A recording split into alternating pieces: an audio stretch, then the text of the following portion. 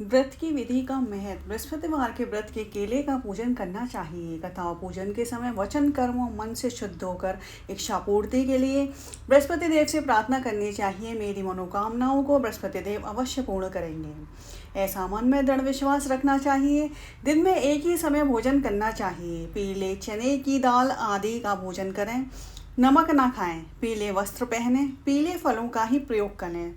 पीले चंदन से ही पूजन करें। पूजन के बाद श्रद्धापूर्वक एवं प्रेम पूर्वक गुरु महाराज की कथा सुननी चाहिए। इस व्रत को करने से मनोवांछित फल मिलते हैं और बृहस्पति महाराज प्रसन्न होते हैं। धन विद्या पुत्र मन की सभी इच्छाएं पूर्ण होती हैं। परिवार में सुख और शांति रहती है। इसलिए ये व्रत सब व्रतों में श्रेष्ठ और अति फलदायक है। व्रत कथा इस प्रकार है। बहुत समय पहले की बात है। भारत में एक राजा राज्य करता था। वह अति प्रतापी एवं दानी था। वह प्रतिदिन मंदिर में भगवत दर्शन करने जाता था। गुरु और ब्राह्मण की सेवा किया करता था। उसके द्वार से कोई भी याचक निराश होकर नहीं लौटता था। वह प्रत्येक गुरुवार को व्रत रखता, पूजन करता था, एक दिन गरीबों की मदद करता था। परंतु यह सब बातें उसकी रानी पसंद नहीं करती थी।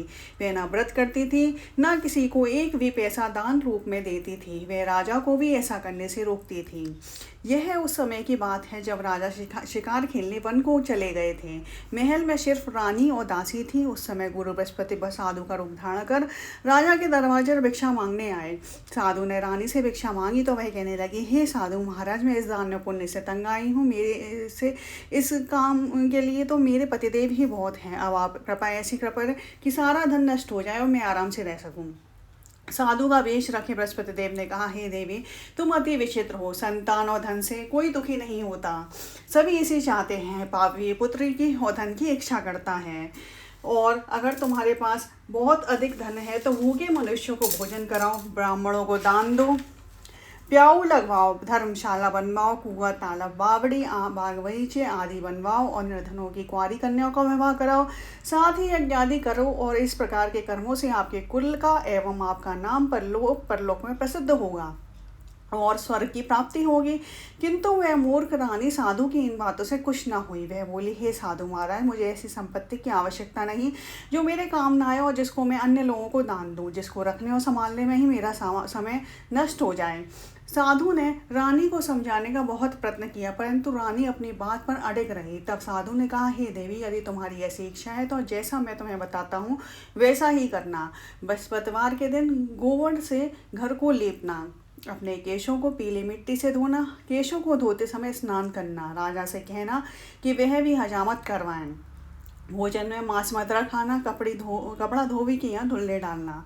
इस तरह 7 बृहस्पतिवार निरंतर करने से तुम्हारा सब धन नष्ट हो जाएगा। ऐसे कहकर साधु रूपी बृहस्पति देव अंतर्ध्यान हो गए। रानी ने साधु के कहे अनुसार ही भरपेट 7 बृहस्पति वैसा ही करने का विचार किया। साधु के बताए अनुसार करते हुए उसे केवल 3 बृहस्पतिवार ही बीते थे कि उसकी समस्त धन संपत्ति नष्ट हो गई। कहे अनुसार ही भरपेट पेट भोजन के लिए भी दोनों समय परिवार तरसने लगा और सांसारिक भोगों से दुखी रहने लगा। इस प्रकार के अभावग्रस्त जीवन से तंग आकर एक बार राजा रानी से कहने लगा कि हे रानी, तुम यहाँ पर रहो, मैं दूसरे देश को जाता हूँ, क्योंकि यहाँ पर मुझे सभी मनुष्य जानते हैं, इसलिए मैं यहाँ कोई कार्य नहीं कर सकता। देश चोरी परदेश भी के समान है। ऐसा कहकर राजा परदेश चला गया। वहाँ जंगल में लकड़ी काट कर लाता उन्हें शहर में बेचकर जीवन यापन करने लगा। राजा के जाने के पश्चात इधर उसके बिना रानी और दासियां दुखी रहने लगी। किसी दिन भोजन मिलता तो किसी दिन जल पीकर ही रहना पड़ता था। एक समय रानी और दासियों के साथ दिन बिना भोजन के व्यतीत हो गए। तो रानी अपनी दासी से बोली, हे दासी, यहाँ समीपी के नगर में मेरी बहन रहती है जो बहुत धनवान है। तू उसके पास जाओ और वहाँ से 5 सेर बेचर मांग ला, जिससे कुछ समय के लिए गुजर हो जाएगी। दासी उसकी बहन के पास गई। बृहस्पतिवार का दिन था। रानी की बहन उस समय ध्यान मग्न होकर पूजा कर रही थी और दासी ने रानी की बहन से कहा कि हे रानी, मुझे आपके पास आपकी बहन ने भेजा है, मुझे 5 सेर बेजर दे दो। दासी ने अपनी बात अनेक बार कही, परंतु रानी की बहन ने कोई उत्तर नहीं दिया। क्योंकि वह उस समय बृहस्पतिवार की कथा सुन रही थी। रानी की बहन से जब दासी को कोई अपेक्षित उत्तर नहीं मिला तो वह अति दुखित हुई, उसे क्रोध भी आया। लौटकर वह रानी से बोली, हे रानी, आपकी बहन बहुत धनी स्त्री है, परंतु वह अति घमंडी भी है। वह छोटे लोगों से बात भी नहीं करती। 5 सेर बेजड़ देने के लिए मैंने उससे कहा, परंतु उसने कोई उत्तर नहीं दिया। इस प्रकार मुझे निराश एवं खाली हाथ लौटना पड़ा। रानी बोली, हे दासी, इसमें मेरी बहन का किसी प्रकार का दोष नहीं है। जब बुरे दिन आते हैं तब कोई सहारा नहीं देता। अपने का पराया का पता, अच्छे बुरे का ज्ञान विपत्ति में ही होता है। जो ईश्वर की इच्छा होगी वही होगा। यह सब हमारे भाग्य का दोष है। उधर पूजा समाप्त होने के पश्चात रानी की बहन ने सोचा कि मेरी बहन की दासी आई थी, परंतु मैंने उससे कोई उत्तर नहीं दिया, इससे वह बहुत दुखी हुई होगी। कथा सुनकर तथा विष्णु भगवान का प्रसाद ग्रहण कर वह रानी बहन के घर गई और बोली, हे बहन, मैं बृहस्पतिवार का व्रत कर रही थी, तुम्हारी दासी आई, परंतु कथा समाप्त होने से पूर्व ना उठते हैं ना बोलते हैं, इसलिए मैं नहीं बोली। बताओ दासी किस प्रकार के लिए पास आई थी? रानी बोली, बहन, हमारे घर में अनाज नहीं था और राजा परदेश गए हुए हैं।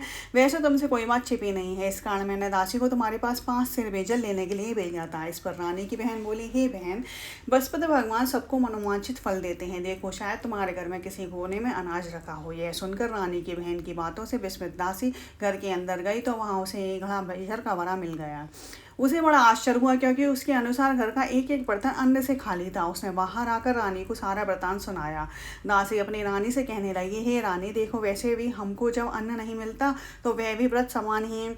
अगर इनसे व्रत की विधि कथा पूछ ली जाए तो बृहस्पतिवार का व्रत हम भी किया करेंगे। और फिर दासी के कहने पर रानी ने अपनी बहन से बृहस्पतिवार का व्रत, पूजन विधि एवं नियमों के बारे में विस्तार से पूछा। उन्होंने बताया, जो बृहस्पतिवार का व्रत में चने की दाल और मुनक्का से विष्णु भगवान के केले के जड़ में पूजन कर दीपक जलाता है, पीला भोजन करता है, पीले वस्त्र धारण करता है, प्रेम पूर्वक बृहस्पति भगवान की कथा सुनता है। इस प्रकार करने से गुरु भगवान उस भक्त से प्रसन्न होते हैं, धन अन्न पुत्र देते हैं, मनोवांछित मनोकामना पूर्ण करते हैं। व्रत एवं पूजन की विधि बताकर रानी की बहन अपने घर लौट गई।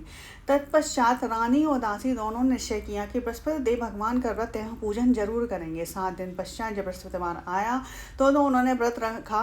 गुड़साल में जाकर चढ़ा गुड़ बीन लाई और उसकी दाल की बनाकर केले के जड़ में विष्णु भगवान का पूजन किया। भोजन पीला कहाँ से आए, यह सोचकर दोनों बड़ी दुखी हुई, परंतु उन्हें व्रत किया था, इसलिए बृहस्पति देव भगवान उनसे प्रसन्न थे। एक साधारण व्यक्ति के रूप में वे 2 थालों में सुंदर पीला भोजन लेकर आए और दासी को देकर बोले, हे दासी, यह भोजन तुम्हारे और रानी के लिए है, तुम दोनों ही इसे ग्रहण करना। दासी भोजन पाकर अति प्रसन्न हुई और रानी से बोली, हे रानी, भोजन कर लो। रानी को भोजन के विषय में कुछ पता नहीं था, इसलिए वह दासी से बोली, जो तू ही भोजन कर, क्योंकि तू व्यर्थ में हमारी ही हंसी उड़ाती है। दासी बोली, हे रानी, एक व्यक्ति इसलिए भोजन दे गया है। रानी बोली, वह भोजन तेरे ही लिए दे गया है, इसलिए तू ही भोजन कर। दासी ने कहा, हे रानी, वह व्यक्ति हम दोनों के लिए ही 2 थालों में भोजन दे गया है, अतः मैं और आप दोनों ही साथ साथ भोजन करेंगे। दोनों ने गुरुवार भगवान को धन्यवाद एवं नमस्कार कर भोजन प्रारंभ कर दिया। उसके बाद से दोनों प्रत्येक बृहस्पतिवार को गुरु भगवान का व्रत और पूजन करने लगी। बृहस्पति भगवान की कृपा से उन दोनों के भोजन और धन की कमी दूर हो गई, परंतु रानी फिर पुनः पहली प्रकार से आलस्य करने लगी। तब दासी ने कहा, हे रानी, आप पहले भी इसी प्रकार आलस्य करती थी। आपको धन संभालने और दान देने में कष्ट होता था, इसी कारण सभी धन नष्ट हो गया और हमारी ऐसी दुर्दशा हो गई। अब गुरु भगवान की कृपा से धन मिला है तो आपको फिर आलस्य हो रहा है। बड़े कष्टों के बाद आपने यह धन पाया है, इसलिए आपको दान पुण्य करना चाहिए। भूखे मनुष्य को भोजन कराओ, ब्राह्मणों को दान दो, प्याऊ लगवाओ, कुआं तालाब बावड़ी आदि का निर्माण कराओ, कुंवारी कन्याओं का विवाह कराओ, मंदिर पाठशाला बनवाकर दान दो, धन को शुभ कार्यों में खर्च करो, जिससे आपके कुल का सम्मान बढ़े और आपका स्वर्ग प्राप्त हो और आपके पितृ प्रसन्न हो। दासी की बात मानकर रानी ने इसी प्रकार के सदकर्म करने प्रारंभ किए। इस प्रकार करने से उसका काफ़ी यश फैलने लगा। कुछ दिनों बाद एक दिन रानी और दासी आपस में विचार करने लगी, न जाने राजा किस दशा में होंगे, उनकी कोई खोज खबर नहीं है। रानी राजा की कोई खबर न पाकर उदास रहने लगी।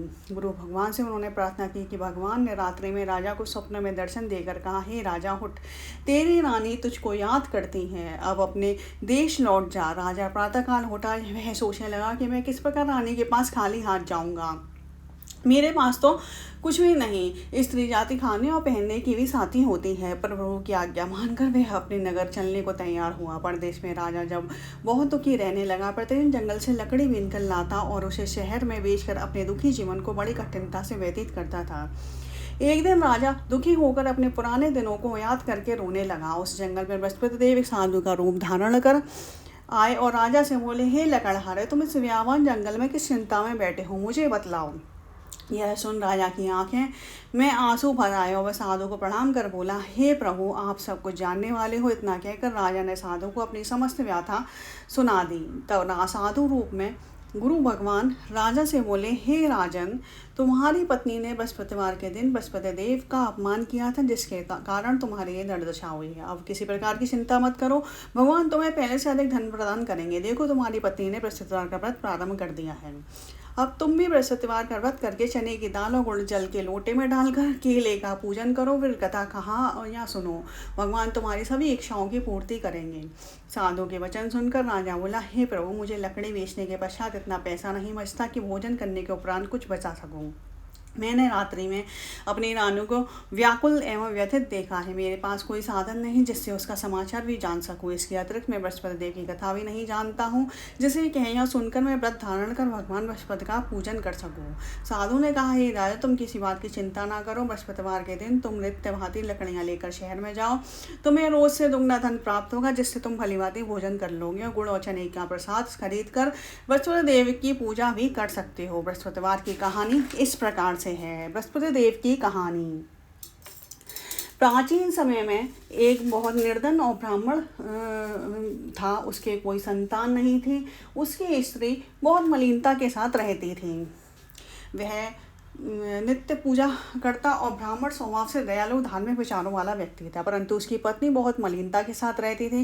वह ना तो स्नान करती थी और ना किसी देवता का पूजन करती। सुबह उठते ही सर्वप्रथम भोजन करती और बाद में घर के अन्य कार्य करती। अपनी पत्नी की ऐसी आदत के कारण ब्राह्मण देवता बहुत दुखी रहते थे।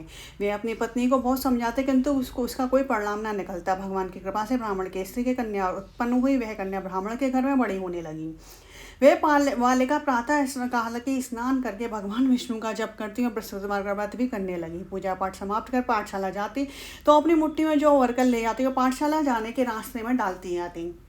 भगवान बृहस्पति की कृपा से वही जौ स्वर्ण की हो जाते, तो लौटते समय उनको बीन कर घर के ले आती थी। एक दिन वे बालिका सूप में सोने के जौ को फटक कर साफ कर रही थी।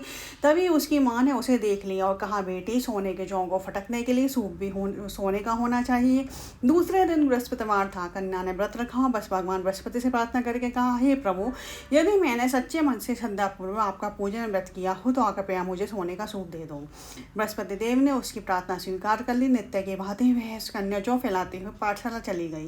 पाठशाला से लौटकर जब वह जौ बीन रही थी तो बृहस्पति भगवान की कृपा से उसे सोने का सूप प्राप्त हुआ।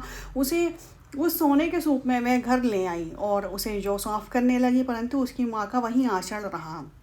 एक दिन वह कन्या सोने के सूप में जौ साफ कर रही थी। उसी समय अचानक उस नगर का राजकुमार वहां से होकर निकला। कन्या के रूप एवं कार्य को देखकर राजकुमार कन्या पर मोहित हो गया। राजमहल लौटकर राजकुमार अन्न और जल त्याग कर उदास होकर लेट गया। राजा को जब अपने पुत्र द्वारा अन्न जल त्यागने का समाचार याद हुआ तो अपने मंत्रियों के साथ वे राजकुमार के पास गए और बोले, हे बेटा, तुम्हें किस बात का दुख है? किसी ने तुम्हारा अपमान किया है अथवा कोई और कारण है तो मुझे बताओ। मैं वही कार्य करूंगा जिससे तुम प्रसन्न हो जाओ। राजकुमार ने अपने पिता की बातें सुनी तो वह बोला, आपकी कृपा से मुझे किसी प्रकार का कष्ट नहीं है। किसी ने मेरा अपमान भी नहीं किया है, परंतु मैं उस कन्या के साथ विवाह करना चाहता हूँ जो सोने के सूप में जौ फटक कर रही थी। जो यह सुनकर राजा आश्चर्य में पड़ गया। बोला, हे राजकुमार, इस तरह की कन्या का पता तुम लगाओ, मैं तुम्हारा विवाह उसके साथ अवश्य ही करवा दूंगा। राजकुमार ने प्रसन्न होकर राजा को उस ब्राह्मण के कन्या के घर का पता बताया। राजा के आदेश पर मंत्री उस कन्या के घर गए और राजा का आदेश ब्राह्मण को कह सुनाया। कुछ ही दिन बाद ब्राह्मण की कन्या का विवाह राजकुमार के साथ हो गया। घर से कन्या के विदा होते ही उस ब्राह्मण के घर में पहले की तरह निर्धनता वास करने लगी। अब भोजन के लिए अनाज भी बड़ी मुश्किल से मिलता था। एक दिन दुखी होकर ब्राह्मण देवता अपनी बेटी से मिलने गए। बेटी पिता की ऐसी अवस्था को देखकर अत्यंत दुख हुई और उसने अपनी माँ का समाचार पूछा। ब्राह्मण ने पुत्री को सभी हाल कह सुनाया। पुत्री ने अपने पिता को बहुत सा धन देकर विदा कर दिया। इस प्रकार ब्राह्मण का कुछ समय सुखपूर्वक व्यतीत हुआ, लेकिन धन समाप्त होने के बाद स्थिति पूर्ववत हो गई। ब्राह्मण फिर अपनी पुत्री के यहाँ गया, उससे सभी हाल कह सुनाया। पुत्री बोली, हे पिताजी, आप अपने साथ माताजी को यहाँ ले लाओ, मैं उन्हें वह विधि बता दूंगी जिससे दरिद्रता दूर हो जाए। ब्राह्मण देवता अपनी पत्नी को साथ लेकर राजमहल अपनी पुत्री के पास पहुंचे तो पुत्री अपनी माँ को समझाने लगी, हे माँ, तुम सुबह उठकर सर्वप्रथम स्नान करके भगवान विष्णु का पूजन किया करो तो सब निर्धनता दूर हो जाएगी। परंतु उसकी माँ ने उसकी एक भी बात नहीं मानी।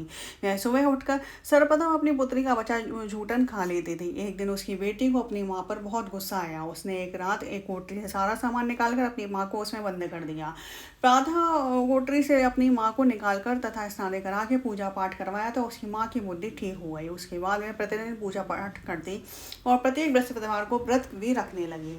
इस व्रत के प्रभाव से उसकी माँ भी अत्यंत धनवान और पुत्रवती हो गई और बृहस्पति देवता की कृपा से वृद्धावस्था में मृत्यु को प्राप्त कर स्वर्ग को गई। वह ब्राह्मण भी सुखपूर्वक इस लोक का सुख भोग कर स्वर्ग को प्राप्त हुआ। इस प्रकार कहानी कहकर साधु देवता वहां से अंतर्ध्यान हो गए। धीरे धीरे समय बीत गया। बृहस्पतिवार का दिन आ गया। लकड़हारा रूपी राजा जंगल से लकड़ी काटकर किसी शहर में बेचने गया।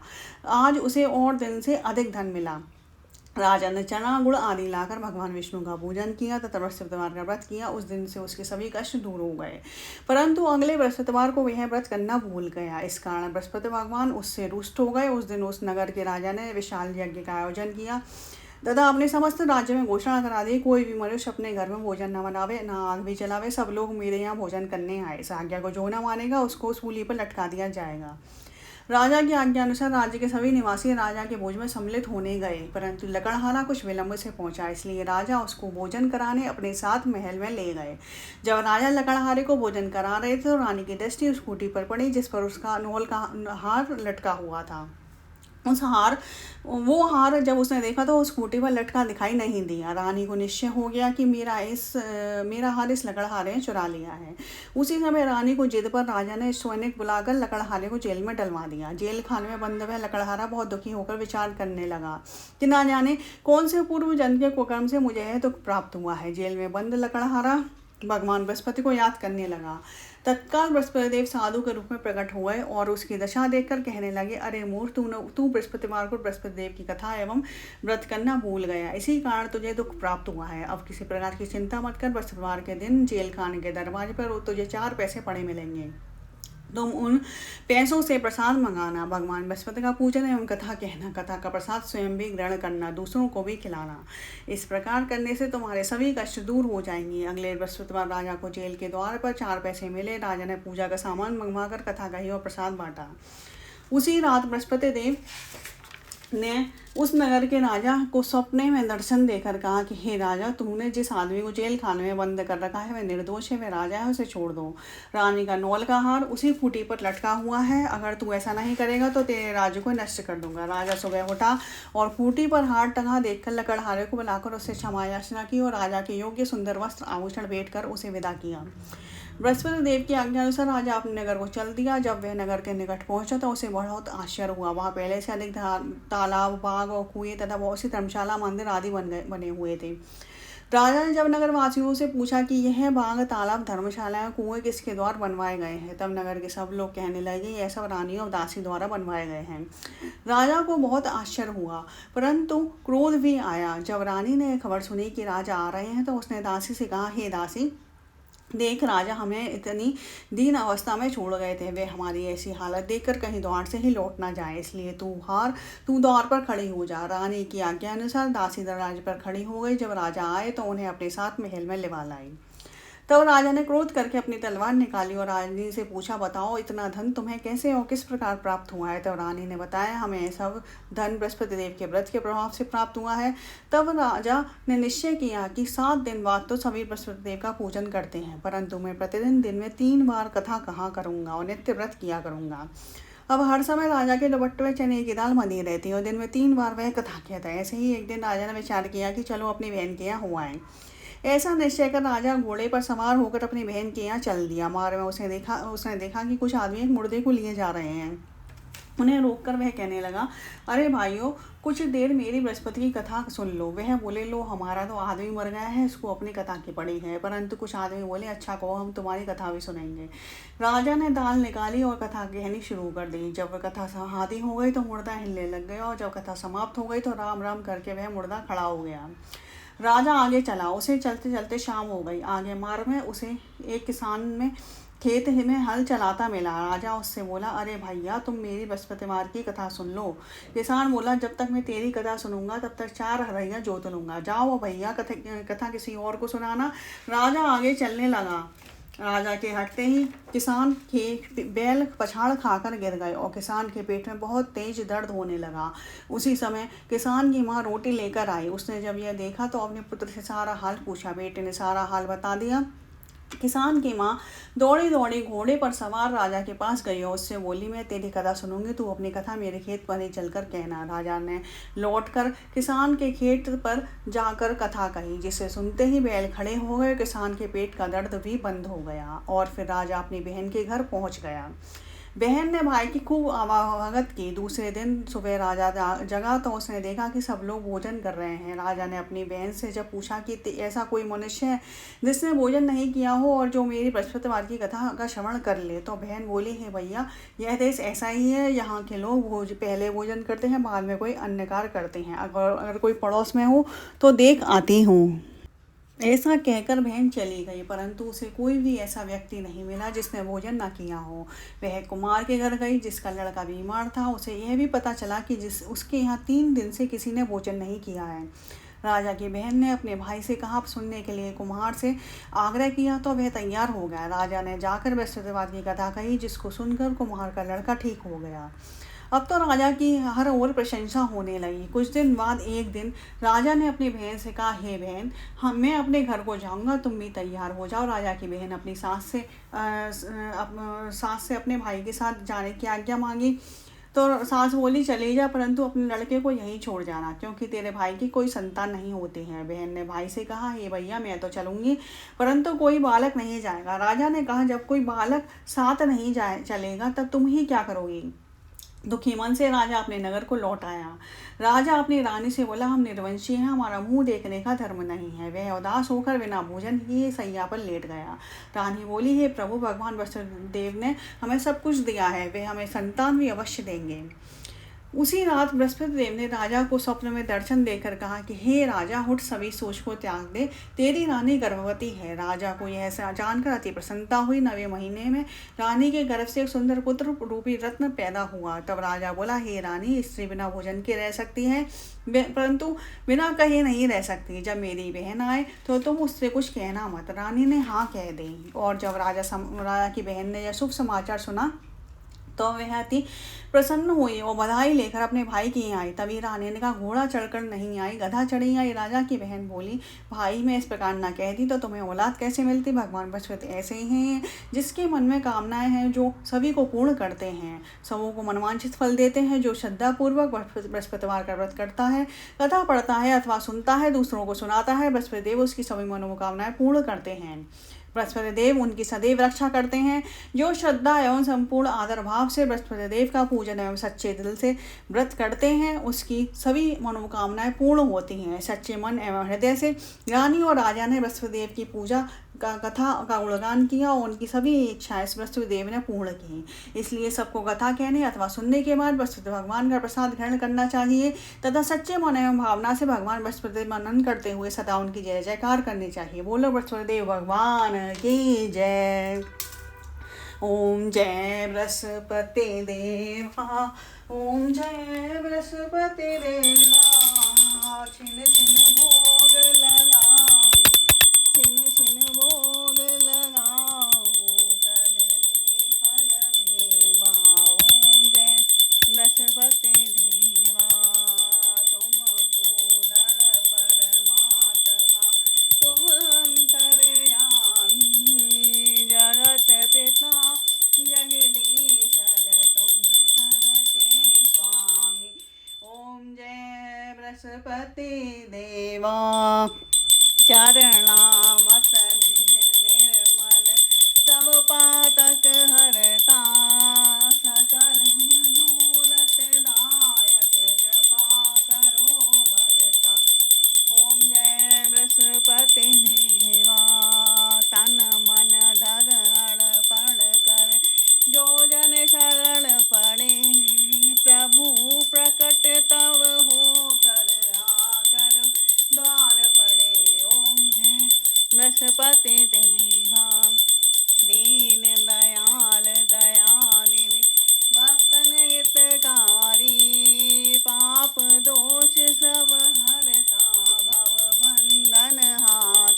ओम जय बृहस्पति बृहस्पति देवा सकल मनोरथदायक सुखकारी ज्यों जय बृहस्पति देवा विषय विकार मिटाओ संतन सुख का ओम जय बृहस्पति देवा। सब बोलो विष्णु भगवान की जय, बोलो बृहस्पति देव भगवान की जय।